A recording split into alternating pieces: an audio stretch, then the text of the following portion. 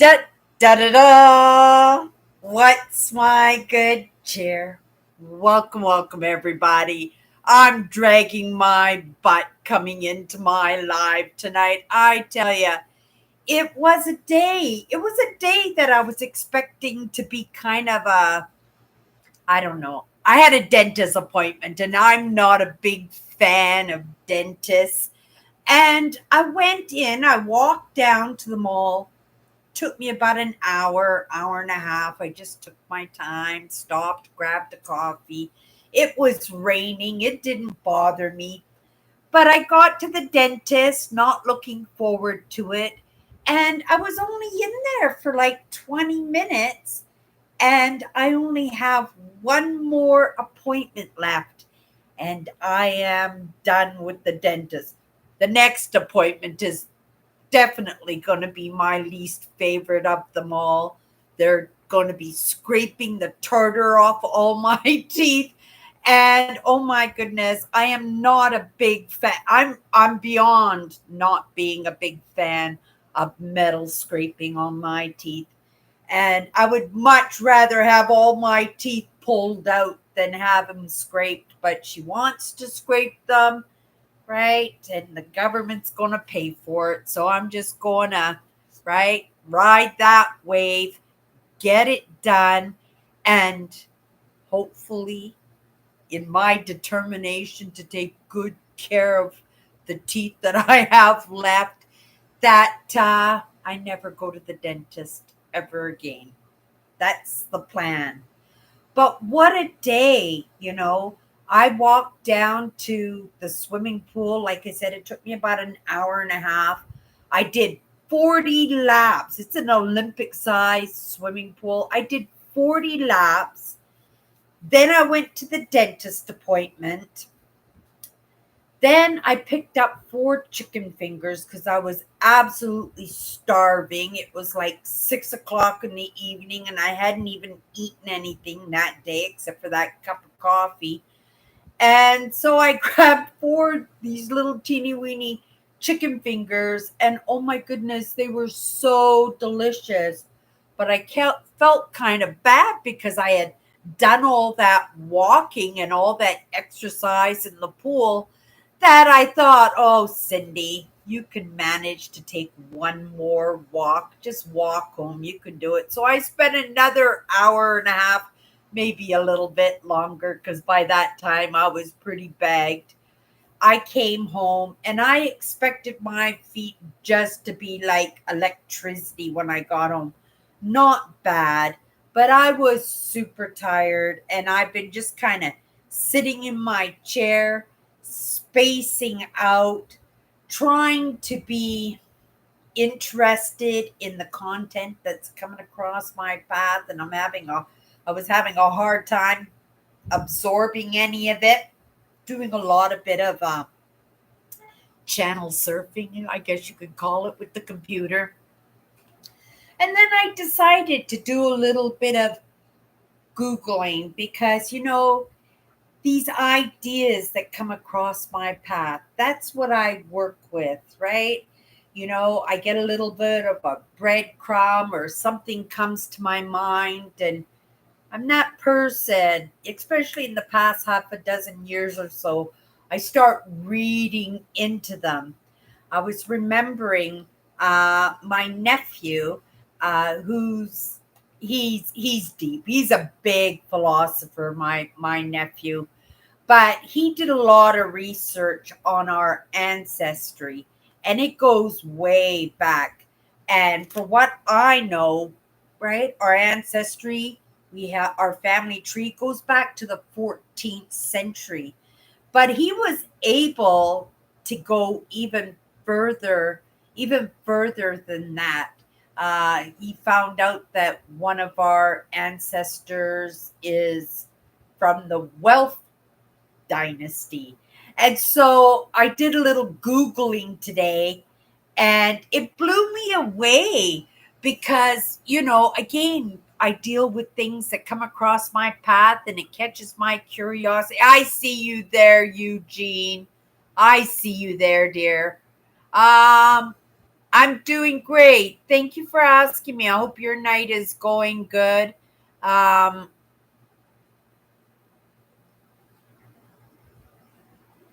News reporter and weather dog passed away Friday at the age of 13. I don't know who this dog is. I'm so sorry. News weather dog. He's a news weather dog. A news weather dog. That's interesting. I don't mean to laugh. It might be a really sad situation, right? That you mentioned it. It must have been really important. It must have been a dog that was really kind of caught the hearts of lots of people, right? Being a weather dog. Maybe it was your dog. I'm not too sure, but I've never heard of this dog, Eugene. But I did a little bit of Googling tonight on the wealth dynasty. And, again, like I said, I work with things that come across my path, those little bit of serendipities, those breadcrumbs, and catches my curiosity, just like it was for me to go in and Google about the wealth dynasty. And the emblems, our guests' emblems, the big medallions, were covered in dragons. And if you don't know, we'll just move my microphone back here. I love dragons. You can't see above my head, but I got all kinds. I love dragons. And not only that, right? It's my dragon stone, my piece of amethyst that I dug out of the ground myself. And it actually has, right, a dragon on the front of it. And then when you turn it around, it carries on. And there's the tail of the dragon on the back. And if you get really close, you can just see it's just a pure honking piece of amethyst. I dug it out of the ground myself. I was so excited when I came across it. I've been hand polishing it. I've had this stone. I think I found this stone. I dug this stone up maybe 4 years ago or something. But I'm determined to hand polish it. I know I can throw it into a tumbler and it would come out beautiful and shiny and stuff. But I thought, I'm not a big prayer, right? But I am a contemplator and I do believe in the serendipities and the breadcrumbs that come across my path. And I found it super interesting. And I have no idea how my nephew was able to go back that far. Sometimes I think about taking one of those blood tests and see where my ancestry lays. But we are a Heinz 57 in my family. We probably have every nationality going on for sure. And I have no idea how a couple of us, my dad, me, my youngest sister, how we managed to be able to keep those blue eyes, because I can't imagine being so many different nationalities to be able to have that trait. I think it's like only 1% of the world's population has blue eyes. But there are some countries that have 85% blue eyes, like Norway and, right, Finland, and right, they have high percentage of blue eyes. I think the wealth dynasty were actually German, if I'm thinking correctly. I only spent a few minutes in it again because I was doing a little bit of channel surfing with the content tonight, because I'm just not able to hold on to too much information. I was really surprised with myself, though, that I remembered the name, because when it came across my path, it wasn't the name, it was my nephew explaining to me about some of these ancestors of ours. And then I sat there for a minute and the name just came to me, and I didn't have it. I didn't think I had it right. But when I Googled it, I had it right. I have no idea how I managed to hold on to that information, but I did. And you know what? I'm going to probably go in tomorrow or the next day if I can get out of bed tomorrow. I am so bagged tonight. I put in a good 7 kilometers. I'm just going to find out what this dog is. Oh, Channel 6 News got a weather dog at Richmond, Virginia. Yeah, I love my amethyst. This is my favorite rock. Again, if you can look behind me, I've got crystals all over the place. I have been collecting crystals and rocks for forever, right? It's part of my love for Mother Nature. And I have to say, I did a little bit of tree hugging today, along with going up and down back alleys again, looking for my rhubarb. And I think I found my rhubarb. I'm going to go in the next couple of days and grab it all. Right? I can't go into people's gardens and stuff, but if it's in the back alley up against a fence or something, that's fair game. So, and I love rhubarb, and I'm not spending $5.99 a pound for rhubarb. So I went ahead and decided I was just going to keep my eye open, and I found some rhubarb. I actually found a big batch of rhubarb, but it was growing up out of the concrete in somebody's carport, and it didn't even look like anybody was using the carport, and the rhubarb looked like it was ready to be picked. So I might take a walk down there. It was a little bit further. Maybe the next time when I go swimming, I'll go down that way and I'll knock on their front door, because if they're not going to gather up that rhubarb, right? If I ask nicely, maybe let me have the rhubarb. We grew up on rhubarb. You know, my mother was always very creative because we were low income family. Both my parents had good jobs, but they spent lots of money. My dad was a compulsive gambler, but he also was an adventurer. You know, having a big family, there were 6 of us in that family, my mom, my dad, and the 4 girls.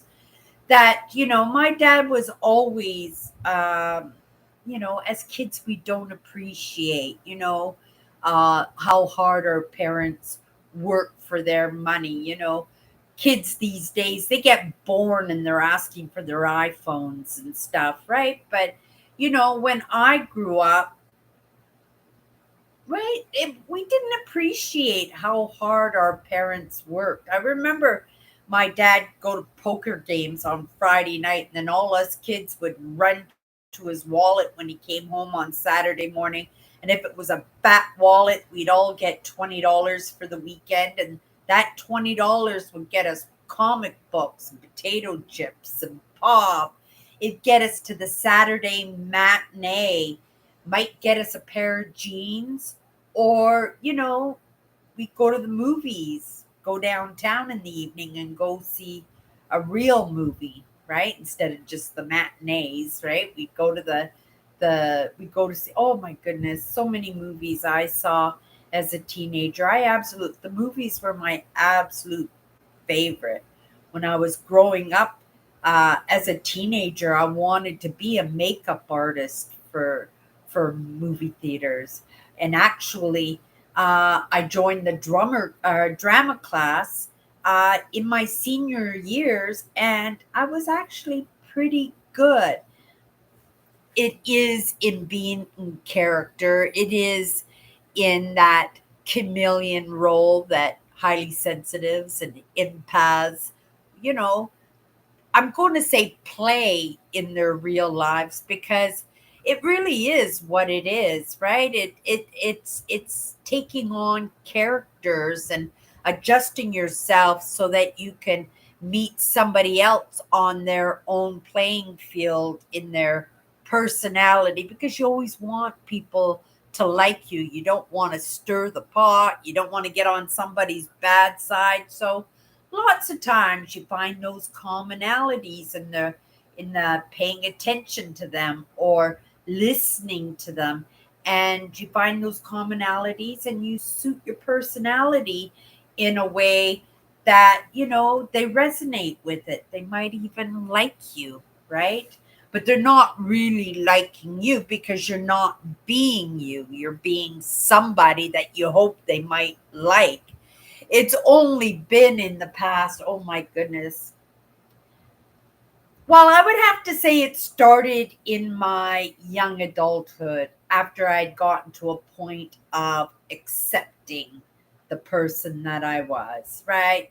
I felt there wasn't any hope for myself, that, life was, and I had just kind of accepted my situation, accepted my fate, accepted who I was, and realizing I was always going to be that person, which wasn't the case, right?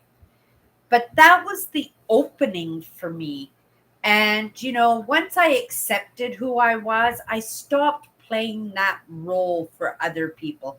I was still a people pleaser. I still wanted people to like me, but I wanted them to like me on my own terms, right? I wanted people to know the real me.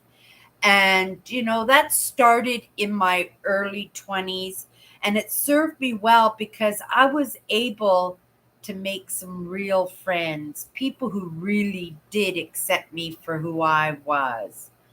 I had the opportunity to have some surgery. I was a very big girl. I was like over 300 pounds. And, I had a really amazing family doctor. He was a East Indian gentleman. And, for the most part, when I go in to see him, he'd always say, "Oh, Cindy, I'm not going to give you a prescription or anything, just go home and meditate or go for a walk," he would always say to me.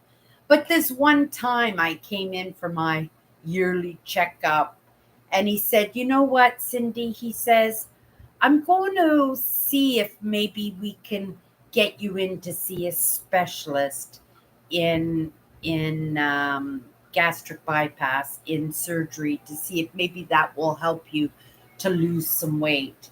At that time, I was mad for a man. I was madly in love with somebody, and I would do anything, right? And he was so handsome, and he was my best friend.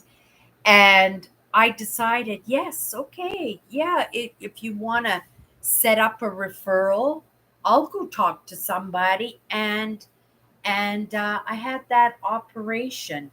In the end, I decided, right, I could have had him, but I decided, what, he didn't want me when I was really, really big, that he wasn't going to get me. This is what I thought. It was a terrible thing for me to do because he stood by my side that entire, it took me about a year to lose all that weight. And he stayed with me like every single day. And he was my motivation and my inspiration, and he was my best friend. But in the end, I met my husband, and yeah, my life went another direction. I understand now, right? Things work out, right? In that moment, that was the way it was supposed to be. That was the way it was supposed to work out. But I beat myself up. I felt kind of bad about that. But by that time, I had been, right? My husband swept me up. He was like my Prince Charming because he really did love me from the very first moment that he met me. He decided that I was going to be his, and he pursued me. And, you know, it took a while because he was in the military, he was always going away. I didn't know it at the time. I just met him, and right away he swept me up. And then I didn't see him for a couple of months. I didn't understand really about the army, about going out to the field for training and stuff. And I thought he just didn't like me, that he had started going to another bar. At that time, I was a waitress and a bartender. in a nightclub, and he came in one night and he walked in that door and I spotted him right off the he didn't get 5 minutes into the club, and I spotted him, and I took my tray and I had all my money on, probably hundreds of dollars on that tray, drinks on that tray, and I just dropped it on a table, and I just flew into his arms, and he moved in with me the very next day.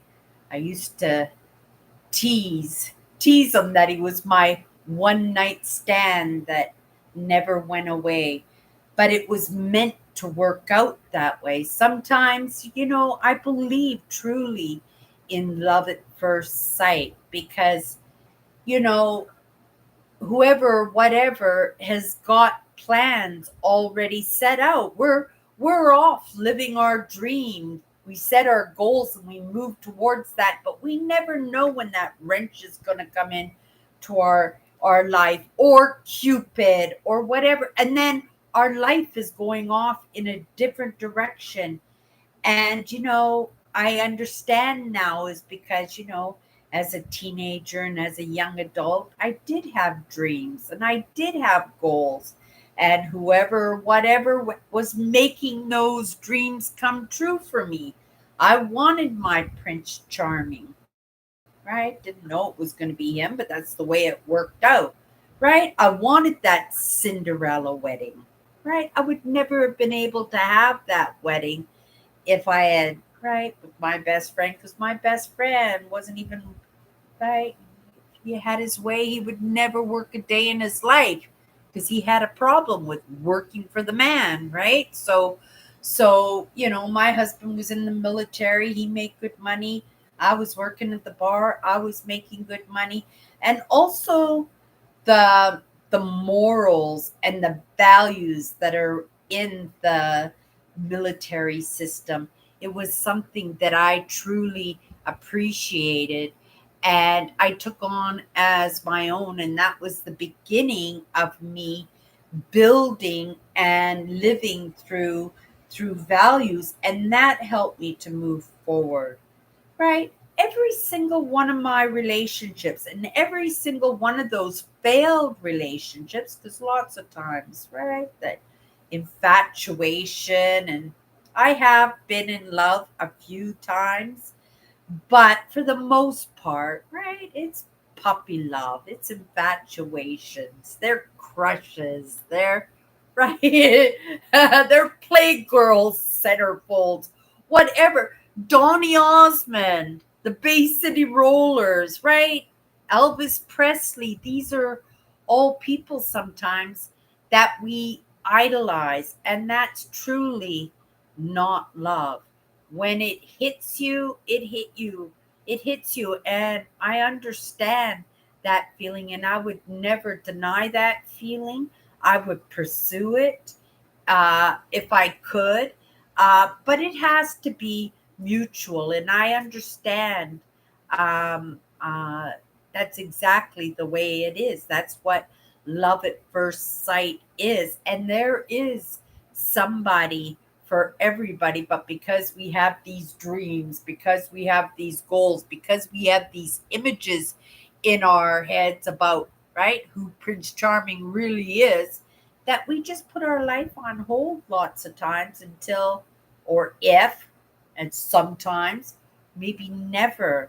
And we end up, right, alone and decrepit and all by ourselves, right? I had my fairy tale wedding. I had that Cinderella wedding. I had that Prince Charming. I had all those amazing experiences that have created the person that I am, right? But all through that, it's adding on to the person that I am in that natural way, right? Not that phony baloney or that codependent mirroring, um, people pleasing, because that's what it was, that chameleon, right, kind of way that we just kind of right? Suit ourselves, even in the way we dress and the way we act. Right? I've always been unique in my own style, right? I've always been that way.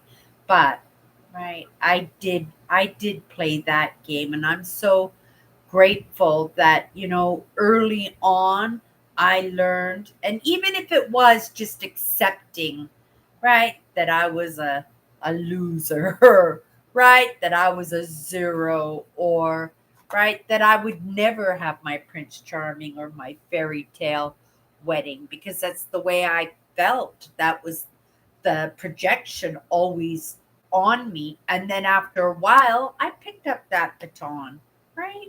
And I treated myself that way, and I accepted myself as that person. And right, it was really hard. Eventually, right, things come across your path, and so grateful that I munched on them, because I could have very well have not, right? And so grateful too that pretty early on, right? Because I only woke up to some of these ideas well into my 50s, but I learned to accept the person that I was in my early 20s, I think. And I was able to build amazing, amazing relationships because I was able to be myself, right? And maybe because of that, right? Those breadcrumbs, those serendipities, and those little gifts of the universe came into my life, and, has made me the person that I am today. But I am no less as genuine today as I was when I was 23 or 24 years old. I'm just more knowledgeable, more patient with myself, and more of myself. I'm not doing that people pleasing, right, anymore. Right? I am kind and I am generous in that way, right? I'm considerate, because if somebody doesn't appreciate swearing and gutter mouth, like I would never do that, right?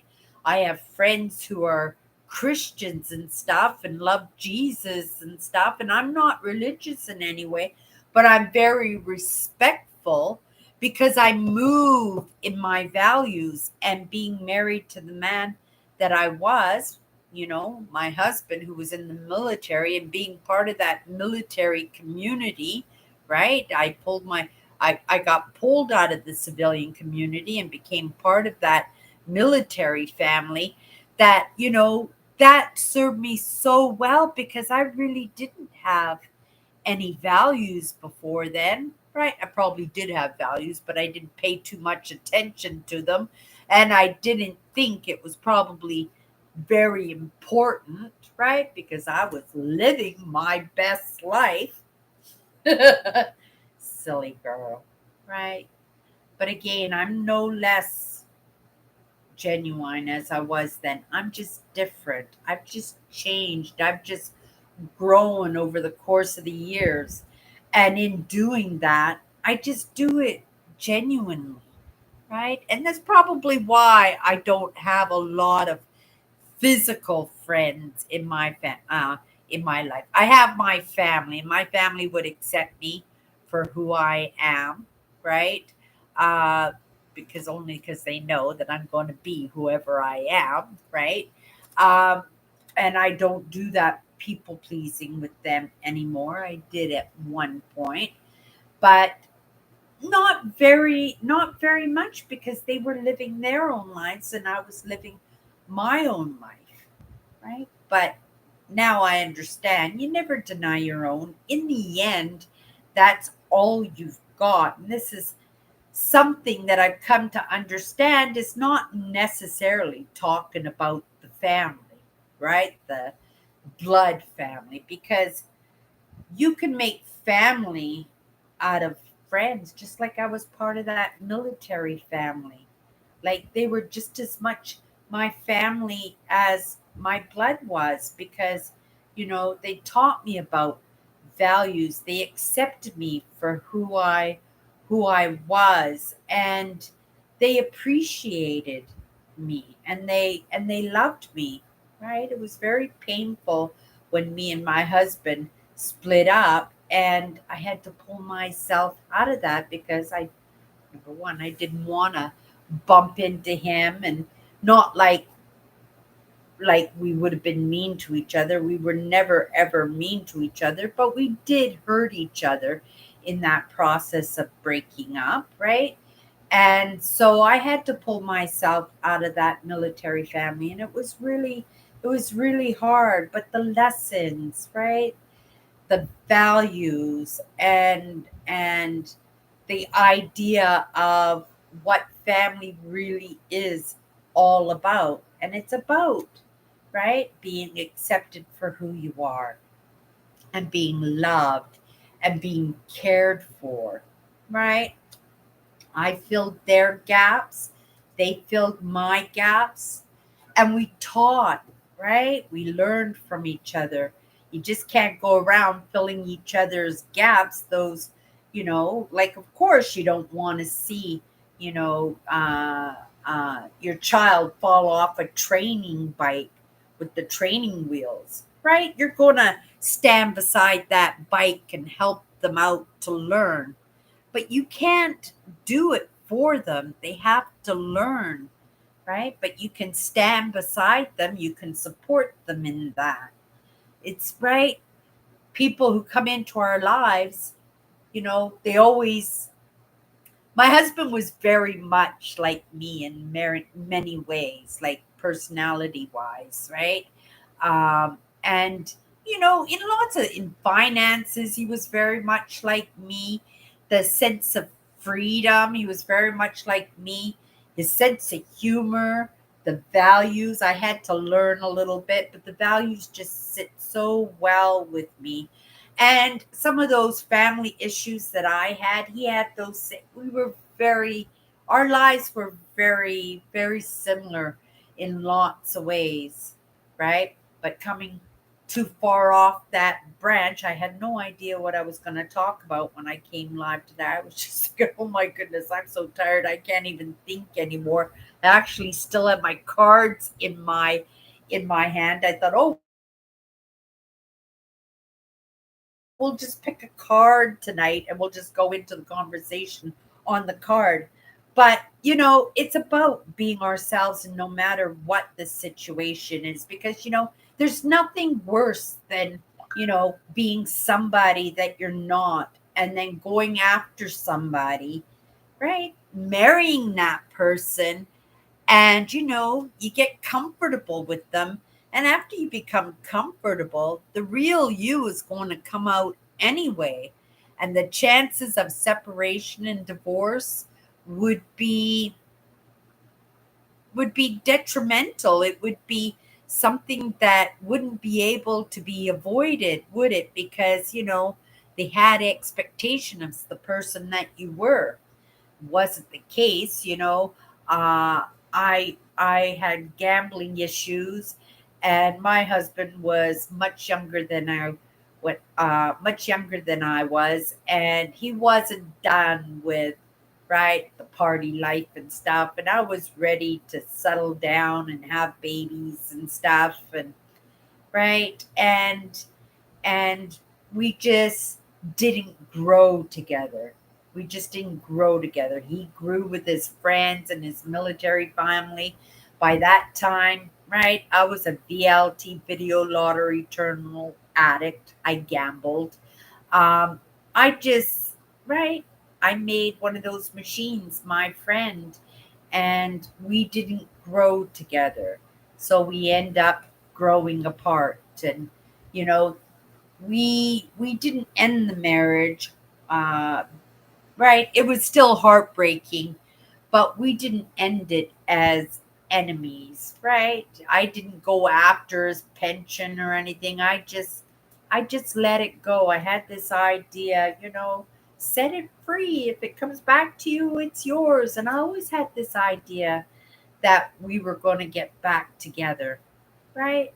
It took a long time for us to truly, right? It was 10 years, right? After our separation that I just finally said, don't talk to me anymore. Don't call me anymore. Don't come near me anymore.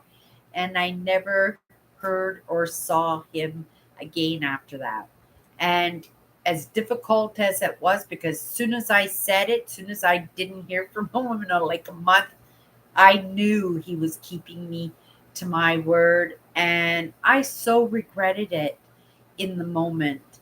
But in the end, it was exactly what I needed to set myself free, right? To go back to building a life for myself. And right, it was hard. It was definitely hard, and it was compounded, and it right kept me in a negative state sometimes, but it wasn't just the fact that, I had failed my marriage, but so many other things after that, right? But again, whoever or whatever has a plan. And, I had a plan. And sometimes in that plan and in that negative state, right? We don't leave ourselves open for good things to come into our lives. I'm so grateful I found mindset. Oh my goodness, that's all I can say, because mindset saved my butt. It got me straight, and that's a truth. And you know, I was non-denominational, right? But I knew there was something or someone out there guiding my life, because there were just so many clues, just like, in my dragons and in, right? And then doing a little Googling and saying, oh my goodness, dragons have been in our family for thousands of years. In truth, probably at least 1,000 years, at least 1,000 years. uh, but yeah, I it's just neat how things work out. This is my favorite stone. It's my dragon stone, right? It's always on my desk. I'm always playing with it. But I also pick up other crystals along the way. This is a piece of smoky quartz. I dug that one up too. This one, I serpentine. If depending on the way the light hits it, you can see there's a band of scaling in there. They call it a some kind of dragon scale or something. But yeah, these are the rocks, but I switch them up all the time. Okay, enough about all of that, you guys. I was so bad, I had no idea what I was going to talk about. I'm going to come into my live probably tomorrow, see if there's a lesson in that for me. I have no idea. Let's just pick a card. Eugene, you still there, Eugene? Thank you so much, you guys. And for those of you who pop in later, I hope you're having an amazing day, because, right, we're going into the day now. Yeah, I'm going to sleep good tonight. Let's just pick a card, go into it for a couple of minutes, and we'll call it a night, okay? Here we go. Inspiration. Aw, Eugene, thank you so much. That's nice to hear. I was so happy yesterday when I saw Melvin come into my live. I was kind of hoping he was going to come in today, but right, it was late. I really, like I said, I really dragged my butt coming into my live tonight. Okay, we got this word inspiration, right? I had no idea what I was going to talk about tonight. I just came in, hit that live button, and go into the flow. But it says here, inspiration is the realization that we can aspire to that too, right? Goals, dreams, right? This is the understanding that I've built up in probably the past half a dozen years, right? Inspiration, motivation, it's never been a part of my life up until I found mindset. right? And if there's any word, if there's any word that would fit this word mindset, it would be inspiration, right? I don't have in my 54 powerful words, I don't have the word motivation as one of those words. When I drew my words each week, it never came up. It was on the board, but I never picked it up. But inspiration, it did come up, right? And it's such a powerful word, and it moved me. It moved me. Uh, Motivation. It moved me because I was a lazy bum, right? I was. It's what happens when you're sad. You don't want to do anything. You don't want to go out and explore. You don't want to go out and socialize. You don't want to take care of yourself, right? And so when mindset came into my life, you know, it inspired me, right, to take care of myself. It inspired me to take an interest. It motivated me to set goals. And when I set goals in the beginning, it was, right, my trip that I take every September. It was digging for crystals and stuff, right? So I would motivate myself to go off and do fun stuff, right? Set some goals, right? Live out my dreams. And this is what mindset was for me in the beginning. But in the beginning, because it's so much more. When I talked about values earlier, right? It's values, it's learning to live by your own truth, and being able to move in groups that are so different than you, whether it's in your political ideas, your religious ideas, your cultural ideas. It just fit so perfectly into my life because I do believe it takes all kinds to make the world. And and I said earlier too, right? My whole family is like a Heinz 57. And I'd go for one of those genealogy tests and have them test my DNA. But I bet you, like, I would be very surprised if I had anything less than 15 or 20 different nationalities going on, right? And that's the truth. But it's so amazing because this is such a mindset, right? Inspiration, where is that in Christianity, right? I don't see it in that.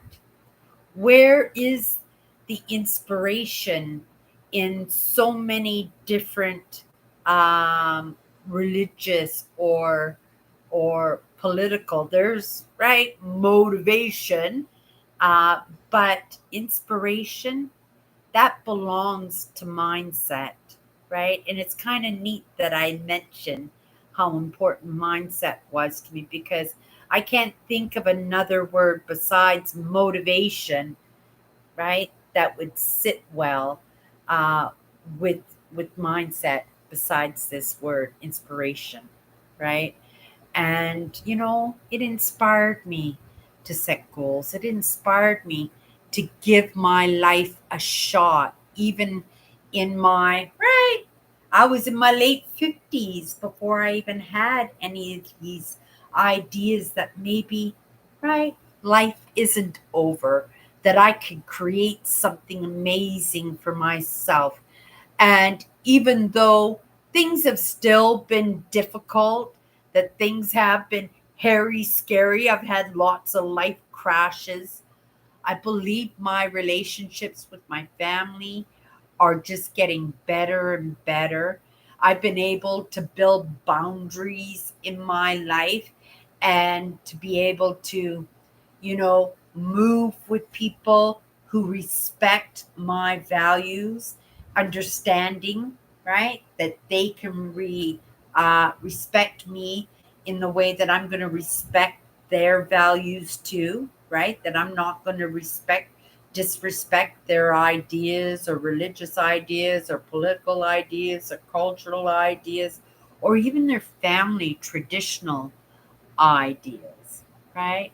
I might inspire them, maybe, to look a little bit uh, into what's going on in some of those familial ideas that they have, right? Especially when mindset has worked out so well for me, right? That you want to kind of spread that good cheer, don't you?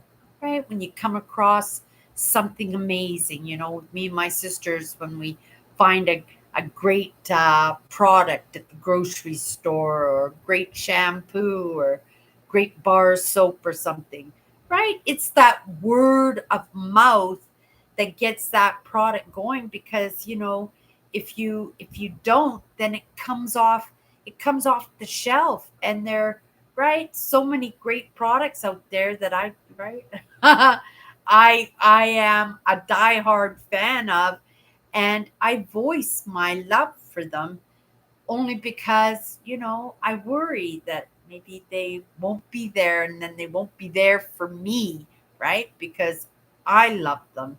So when you come across something amazing, of course you want to spread the word on that. That's part of that inspiration. That's part of being the evidence, right? Whether it's in a product or in myself, right? And I hope, at least, the very least, that you guys who have been with me for any length of time, you know that I'm genuine. You know that if I'm going to say something's amazing, if you're having an issue, if you can't get your life back on track, even in the addictions, right?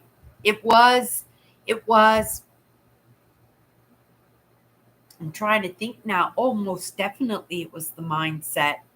I had already been into mindset for a few years, right? It took a long time to stop gambling. Now I don't even do lottery tickets. I won't even buy them for my sisters on their birthdays, and they just love getting envelopes and birthday cards full of little scratch and wins and stuff. I won't even do that, right? But that was because of the mindset. And I'm sure, if I was a Christian or, a Hare Krishna or so many different religions out there, right? That whatever it was, that might have led me in that path, but because I didn't understand them, and because I was non denominational, because I was already working on my brand, the lessons and mindset were already coming at me. I was living by my values. And because mindset, right, moves in values, and right, and the reason for mindset like that is so that we can better get along with each other, because there are all kinds of religious denominations, all kinds of political ideas, right? In the characters who do practice mindset, right? But because it takes all kinds to make the world, it's pretty amazing that there's so much evidence out there for me to say, hey, right? I can do that too. Inspiration is the realization Inspiration is the realization that we can aspire to that too. And that's the truth. Whatever, right? It's a truth. That was perfect. That was a perfect card to pull. Just what I needed in the moment. You guys, you have a great night. You're just starting your day. Have an amazing day. Thank you for popping into my live. Sorry to hear about the weather, dog. Right? We move in just like the tide, ebb and flow, back and forth. It is in that roller coaster of our emotions. It's in the ups and downs, it's in the good times and in the bad times that we get to really recognize, right? That we can manage, we can get through it, right? Sometimes it takes time, but if you've got lessons and tools along the way, right? For myself, I can move out of it, right? Pretty fast now, right? Understanding that life is life, right? You guys have a great day, have a great night. We'll see you tomorrow.